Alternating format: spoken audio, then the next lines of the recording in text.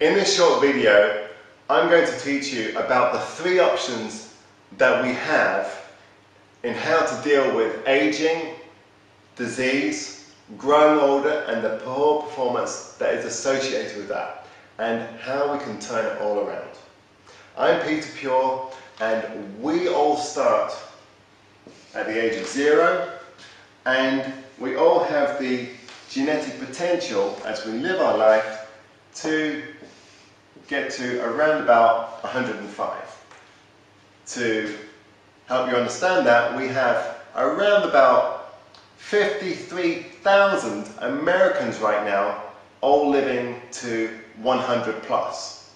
However, worldwide there is only about 70 people who have reached 110. So to go to 100 is relatively easy. To get to 110, it's a bit more of a trick. And historically speaking, when it comes to our health and it comes to our longevity, there's been 3 approaches. The first approach is one which is very much rooted in the medical model, and this is for people who just don't really care about their health. They might care about other things, but they don't care about their health. And so the first intervention approach is probably the major one of the 20th century, and that is that you wait until you've got a disease and you say, oh no, look at that, I've got a big horrible disease that I don't like, cancer, heart disease, stroke, and what you attempt to do is to treat the disease. Obviously, this is only for the reactive people. For people who want to be more proactive, they might look at the Office of National Statistics here in Great Britain, and we see at the Government Statistics Office there are 500,000 people every year who are dying out of self-inflicted disease choices, such as heart disease, cancer, stroke, diabetes, Alzheimer's, heart attack, these kinds of things. And so for the more proactive and health conscious amongst us, we tend to think, well, what about if we don't wait until we get a disease before we do anything about it? What about if we realise that there's 500,000 people dying every year in Great Britain of preventable causes? What about if we set about learning about how to master our health, how to learn how to exercise correctly, how to eat correctly, and supplementation, and we prevent, or we practice preventative health. So there we practice preventative health, and goes all the way back to Hippocrates, where he said 3,000 years ago, let food be thy medicine and let medicine be thy food. We take that to heart, we eat right, we exercise right, we lower our stress levels, we get a good night's sleep at night, and we engage in a labour of love. There we practice preventative health, and it's going to have a massive impact in terms of our performance and our longevity and how long we live. So that's what's happened historically. But the problem with preventative health is that even if you're doing everything right with preventative health, eventually you're going to get older. And as you get older, you set yourself up for disease state problems. And this is obviously it's a problem. Especially if you love being alive, like me. I mean, I've realised that the last 40 years is the best 40 years of my entire life. I mean, it's been the only 40 years, but it's incredible. And because I love being alive so much, I'm now looking at the 3rd choice. So let's have a look at the 3rd choice. Before I get into the 3rd choice, I'm going to ask you a question, which is going to be a rhetorical question because you're going to have to answer it there whilst you're watching this video.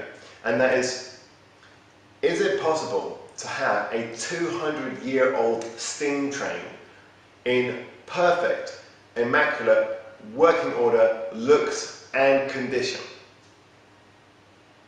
The answer is yes, of course. And how do you have a perfect, immaculate condition steam train or a really old motor car in immaculate working order? It's from taking this 3rd choice. And the 3rd choice is called, well, I'm going to make it simple for you. So I'm going to call it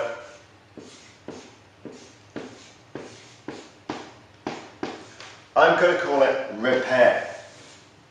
And if we notice a vehicle, such as a train or a car, getting old and rusty, we can choose to repair it. And this is a truly great intervention strategy.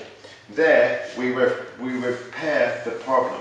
Now, in medicine, repairing the human body is not called repair. Just to let you know on the lingo, it's called regenerative medicine. And with regenerative medicine, what that means is that we can repair our bodies. So if we find ourselves, let's say we find ourselves getting a bit old, and let's say we get to the age of 55, and we say, well, you know, I'm at the age of 55 and I just don't perform or look as good as I used to do when I was 25.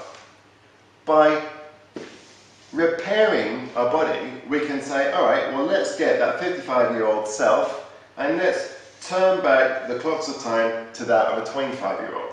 Now, I know what you're thinking. Pete has lost the plot. This is just not possible. Well, let me tell you about what's not possible. Flying is just not possible. It is impossible for human beings to fly.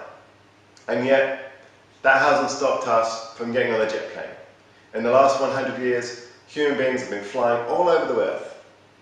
It's impossible for human beings to go faster than a horse and cart because their bodies will break down. But that hasn't stopped us from using the automobile. It's impossible for human beings to land on the moon. I mean, they're getting onto the moon, you would have to be a lunar tick. But we got on the moon. And so, if you look through history, all the things that were once impossible, at some point they become possible.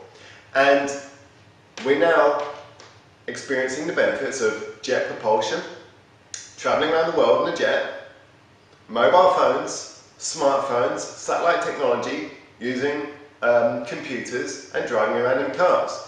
And so one thing we know about human beings is historically we are problem-solving organisms, and there has been a big problem that we face, and that is the problem called aging. With repair and regenerative medicine, we can repair some of the problems that are associated with aging. And so this is a very, very, very different approach to preventative health. I know there's a lot of my peers in both the medical world and the natural health world, and they're preaching a lot of health issues. And it's great to be healthy, but there is going to come a point where you're not going to get much more benefit by pursuing another health strategy.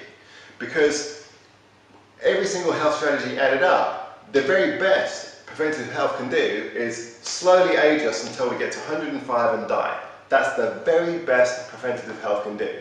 Now, of course, it's great to get the performance and it's great to avoid disease, but if you want to live more in a more youthful state, we have to look beyond preventative health and we have to look at something which is going to work a bit better. Does that make sense? So, what works a bit better? Repair, or as we say in medicine, regenerative medicine. And this is really where we get onto the real deal. Let's just put preventative health aside. Let's imagine that you're already right on top of your preventative health game. Every single year you do a full-blown medical examination, you run that by one of the world's elite anti-aging medical doctors or myself, and you are making your doctor fall off their seat in utter astonishment that could be possibly such an amazing example for the rest of us to be inspired by in terms of human health and possibility and youthful vigour. Why not? Let's say you're already at that stage, and all of that lot I teach in my other courses. This is the next step, repair and regenerative medicine. And I've been holding back on this. I've just had my 8th year anniversary teaching this stuff. I've been holding back on this information because it's only now that you've been ready for this. So with repair and regenerative medicine, if we find ourselves getting a little bit older, we can bring back and turn back the clocks of time to a younger state. And right now, this regenerative medicine technology is in its infancy. I know there's a lot of people saying that they've got longevity seminars out there these days.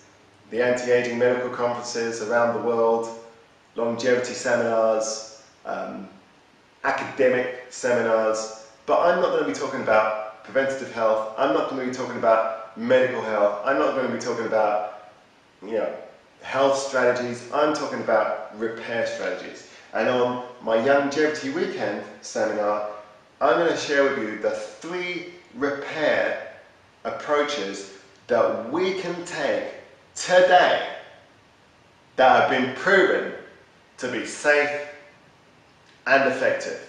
And I'll tell you what those 3 approaches are. We have bioidentical hormones. Bioidentical hormones, it modulates the same hormonal output that we had when we were 20, and as we get older, we keep that same hormonal output. However, most importantly, at the same molecular shape. It's not some kind of weird shape provided by the pharmaceutical industry. It's the same molecule that our body produces.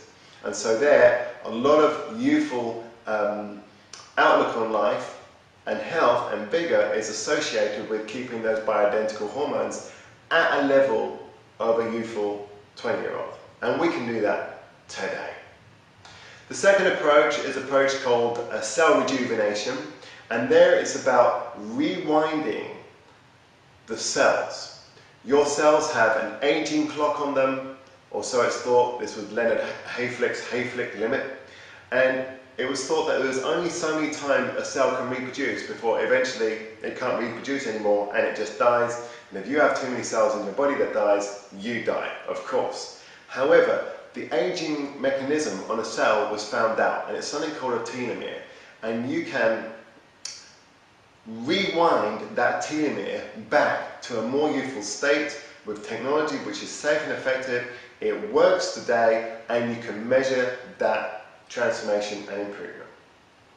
And then the third approach is peptides. This is an approach which was studied and used by the Russian military in the Cold War era, when it was found that nuclear personnel of the Soviet military were aging at a rather fast pace due to their proximity to nuclear missile silos and nuclear submarines. And with that third approach, by using peptides, the chief of the Russian military medical chief, he was tasked with the idea of how do we slow down the rate of aging in people working around this stuff. And it was found that by using concentrated peptides, we can improve all sorts of our bodily processes by the answer to all of life and the whole universe, which is 42. And so we can improve our eyesight by 42% by using peptides. So if you find yourself getting a little bit old and your eyesight is not working as well as what it used to work, guess what? You can take peptides and rejuvenate your eyesight and get a 42% improvement. And you can do that with many aspects of the body, such as the thymus, such as the immune system, etc. So those are the 3 repair strategies we've got available today. And I'm going to be going into those 3 repair strategies and how to do it and what to do on my Youngevity weekend seminar. Now, here's something else you need to know. Repair is in its infancy. We're pretty much at the dawn of the repair and regenerative medicine approach. And what we're going to see in the next 20 years is we are going to go from the equivalent of the old suitcase brick phone to the smartphone, and in terms of regenerative medicine. So really, all we need to do is we need to just practice preventative health enough so that we are having a realistic chance of benefiting from the new repair mechanisms as they become available. But we've got 3 today that we can benefit from today.